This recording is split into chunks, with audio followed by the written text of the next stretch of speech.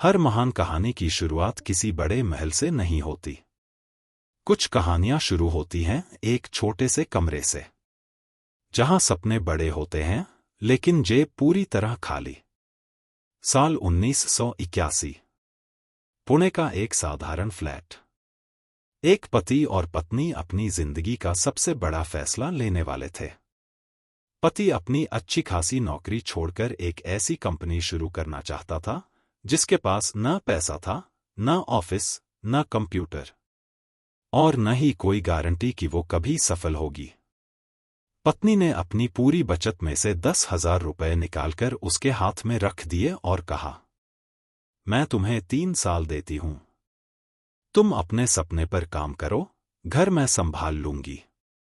उस दिन किसी को अंदाजा नहीं था कि यही 10,000 रुपए आगे चलकर भारत की सबसे बड़ी आईटी कंपनियों में से एक की नींव बनेंगे।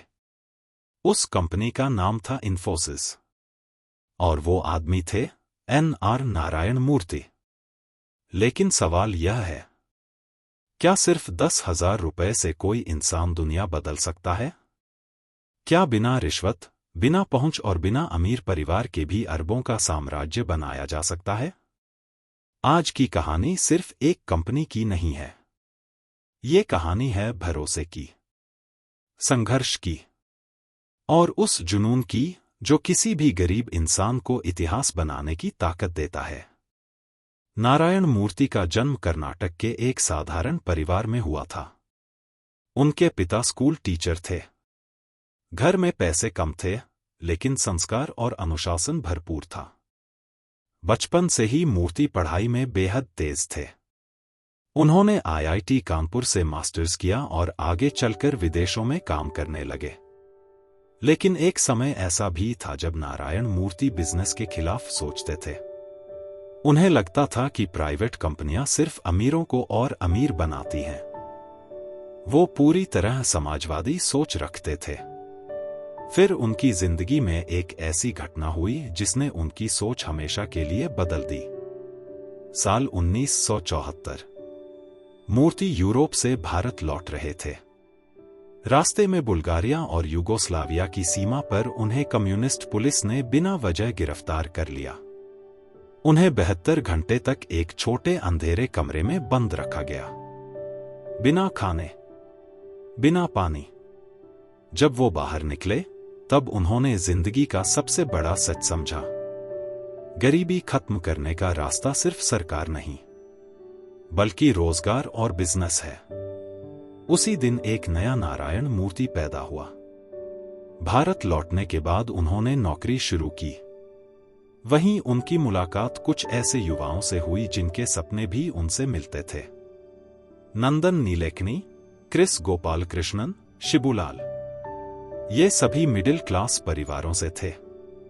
न पैसे, न कोई बड़ा बैकग्राउंड, सिर्फ स्किल और मेहनत। एक दिन मुंबई के एक छोटे रेस्टोरेंट में चाय पीते हुए इन दोस्तों ने फैसला लिया, अब दूसरों के लिए नहीं, खुद के सपने के लिए काम करेंगे। और वहीं जन्म हुआ इन्फोसिस का। लेकिन असली संघर्ष अब शुरू हुआ था। आज अगर आप कोई कंपनी शुरू करना चाहें तो कुछ दिनों में सब हो जाता है। लेकिन 1980 का भारत अलग था। उस दौर को लाइसेंस राज कहा जाता था। एक फोन कनेक्शन लेने में साल लग जाते थे।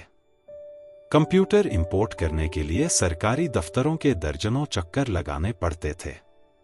इन्फोसिस को अपना पहला कंप्यूटर लाने के लिए 2-3 साल तक संघर्ष करना पड़ा।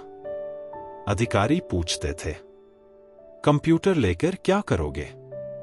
उन्हें समझ ही नहीं आता था कि सॉफ्टवेयर नाम की भी कोई चीज होती है। पैसों की हालत इतनी खराब थी कि कई बार कंपनी के लोग रेलवे स्टेशन पर रात गुजारते थे ताकि होटल का खर्च बच सके। घर में मेहमान आ जाए तो चाय में दूध डालने तक के पैसे नहीं होते थे। लेकिन एक चीज कभी नहीं बदली, ईमानदारी। उन्होंने तय किया था कि चाहे कुछ भी हो जाए, रिश्वत नहीं देंगे। और यहीं से उनकी कहानी बाकी लोगों से अलग हो जाती है। दोस्तों, हर इंसान की जिंदगी में एक ऐसा मोड़ आता है जब सब कुछ खत्म होता हुआ दिखाई देता है। इन्फोसिस की जिंदगी में भी ऐसा वक्त आया। साल 1989। कंपनी को बने 8 साल हो चुके थे, लेकिन कोई बड़ी सफलता नहीं मिली थी। उनका सबसे बड़ा क्लाइंट साथ छोड़ने वाला था। कंपनी घाटे में थी और तभी एक ऑफर आया। कोई इन्फोसिस को खरीदना चाहता था। कमरे में बैठे सभी लोग टूट चुके थे। कुछ लोगों ने हार मान ली थी, लेकिन तभी नारायण मूर्ति खड़े हुए और बोले, अगर आप लोग कंपनी बेचना चाहते हैं तो अपनी हिस्सेदारी बेच दीजिए, लेकिन मैं इस कंपनी को नहीं बेचूंगा। मुझे अपने लोगों और अपने विजन पर भरोसा है। सोचिए, जिस कंपनी के पास पैसा नहीं था, भविष्य नहीं दिख रहा था, उस इंसान का आत्मविश्वास कितना बड़ा रहा होगा। उसी एक फैसले ने इन्फोसिस को बचा लिया। फिर आया साल 1991। भारत में आर्थिक सुधार शुरू हुए। लाइसेंस राज खत्म होने लगा। अब विदेशी कंपनियां भारत आने लगीं। और यही वो मौका था जिसका इंतजार इन्फोसिस कर रही थी। नारायण मूर्ति और उनकी टीम ने दुनिया को दिखाया कि भारत सिर्फ सस्ता मजदूर नहीं, बल्कि दुनिया का सबसे बड़ा टेक्नोलॉजी टैलेंट बन सकता है। उन्होंने ग्लोबल डिलीवरी मॉडल शुरू किया। भारत में बैठकर विदेशी कंपनियों के लिए सॉफ्टवेयर बनाए जाने लगे। धीरे धीरे पूरी दुनिया इन्फोसिस को पहचानने लगी। फिर आया वो दिन जिसने इतिहास बदल दिया। 11 मार्च 1999। इन्फोसिस नस्दाक पर लिस्ट होने वाली पहली भारतीय कंपनी बनी। न्यूयॉर्क के टाइम्स स्क्वायर पर जब इन्फोसिस का नाम चमका, तो सिर्फ एक कंपनी नहीं, पूरा भारत चमका था। लेकिन नारायण मूर्ति की महानता सिर्फ बिजनेस तक सीमित नहीं थी। उन्होंने अपनी कंपनी के कर्मचारियों को भी मालिक बनाया।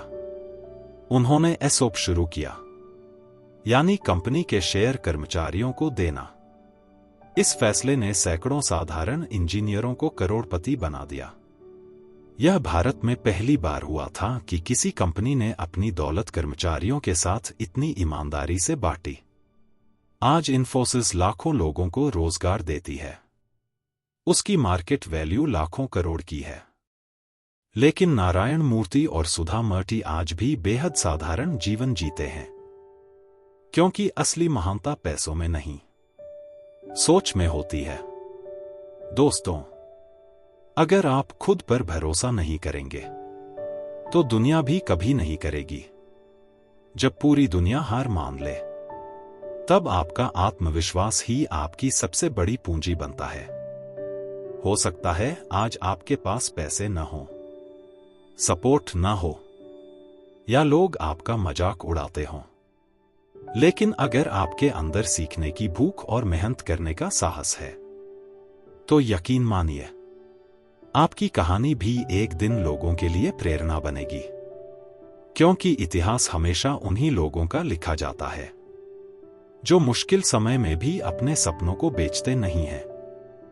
अगर आपको यह कहानी पसंद आई हो तो वीडियो को लाइक जरूर करें, और ऐसे ही प्रेरणादायक अध्याय सुनने के लिए चैनल को सब्सक्राइब करना मत भूलिए, और कमेंट में जरूर बताइए अगली बार आप किस महान इंसान की कहानी सुनना चाहते हैं।